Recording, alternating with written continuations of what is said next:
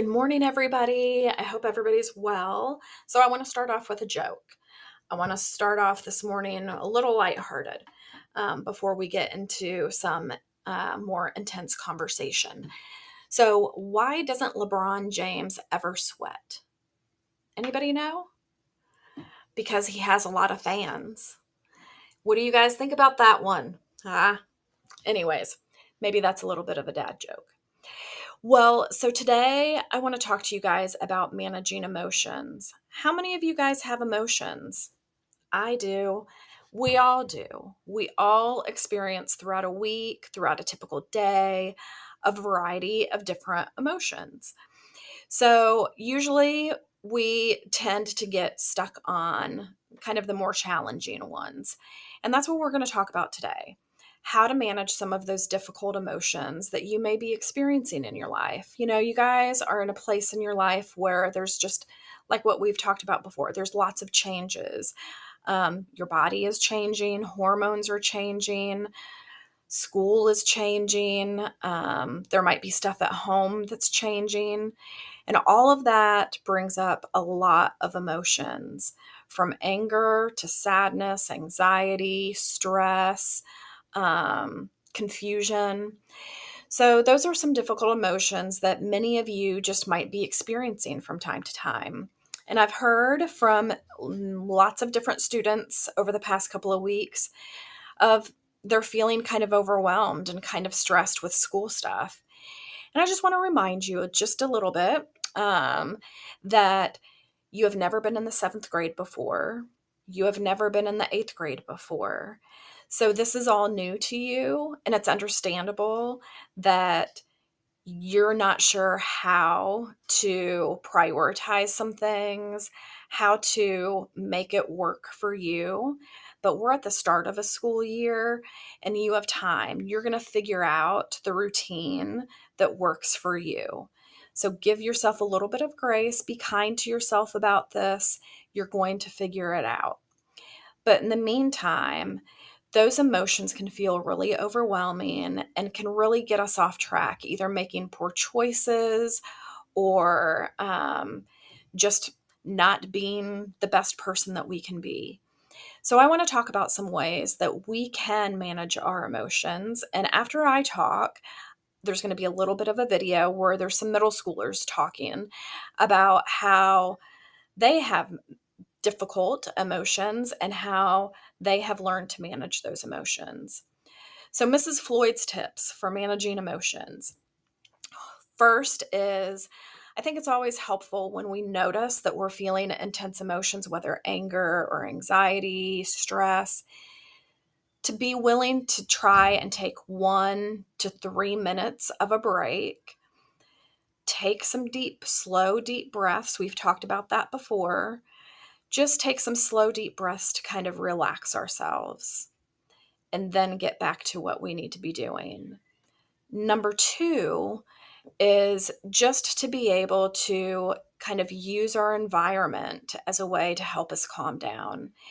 So, I'm going to talk a little bit about grounding skills. I don't know how many of you have heard of grounding skills before, but when we talk about grounding skills, we're talking about using our five senses.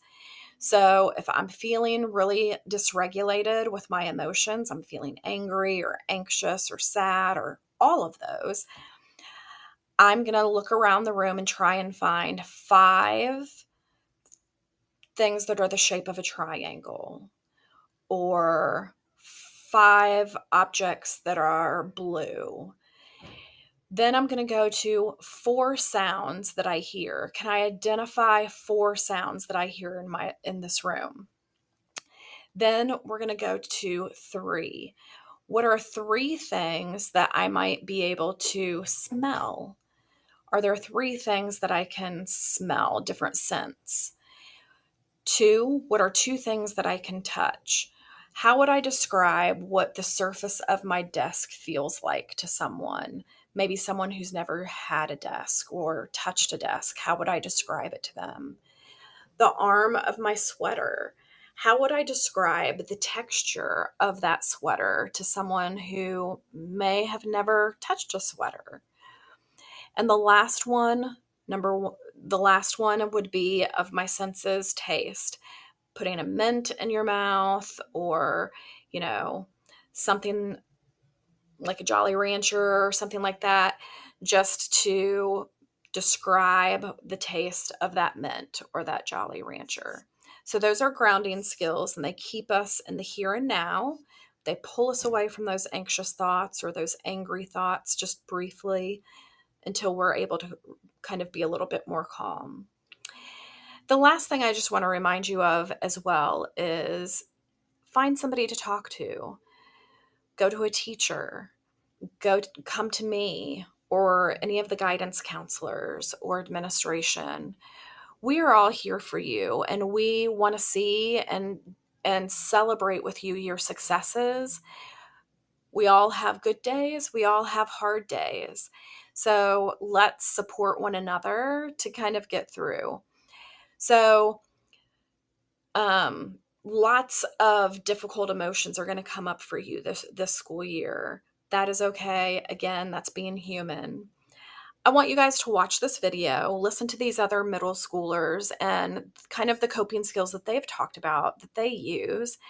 And at the end of the video, I want you guys to talk as a class about what are some healthy coping skills that were mentioned that you use or that you're willing to try. And if there's anything else that stands out to you and what I've said or what this next video says, share that. I'd love to hear from you guys. So I hope you guys have a great day. I believe in you. You guys are world changers. Let's do this, okay? Bye. Point in your life, and maybe it has happened already, or maybe it will happen sometime in the future, you will feel an emotion very intensely, and it might feel overwhelming. These kinds of intense emotions and big feelings can be triggered by major life events, both the kind you plan for and the kind you don't expect. If some kids would bully me about being adopted, it would really hurt. It'd be like stabbed in the heart. Painful. So I had a water bottle, and it was some other kid's water bottle, and I drank it, and he drank it before.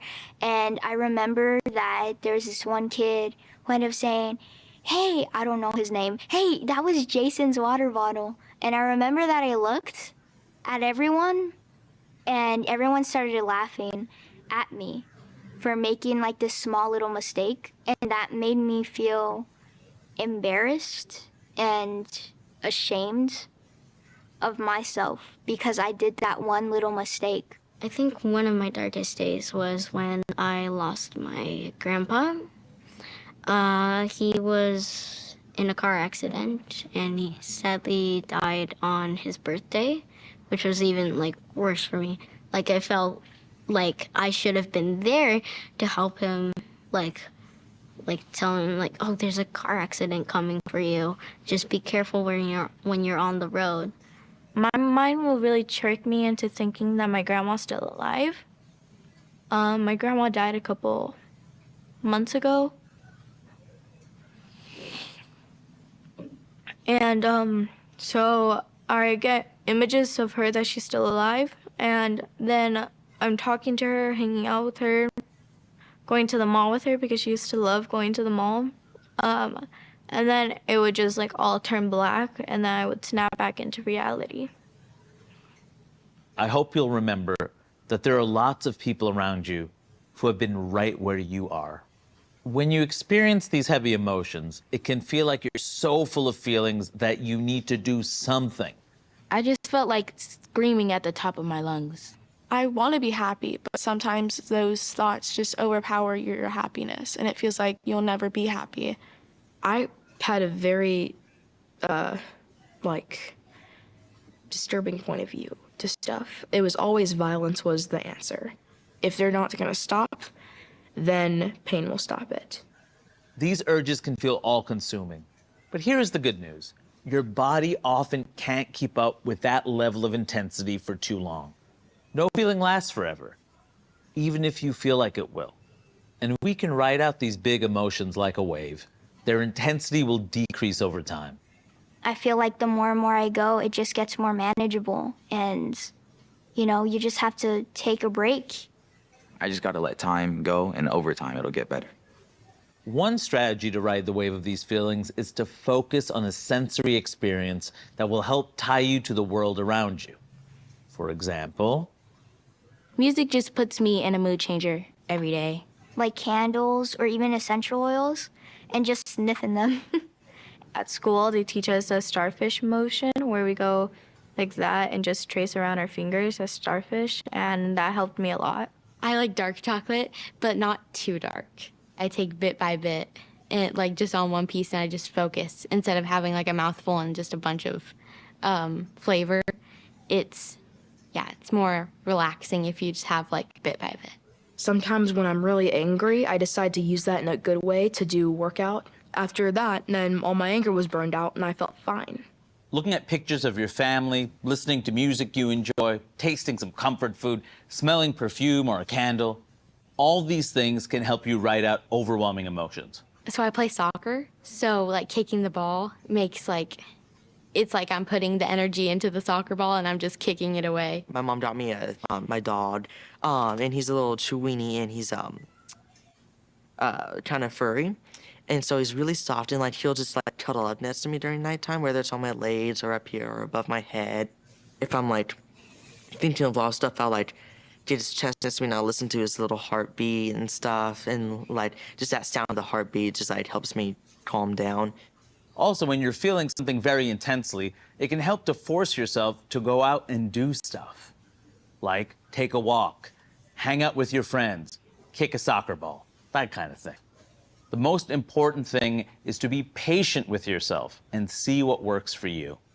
My newest strategy is to paint pictures of horses in important business meetings.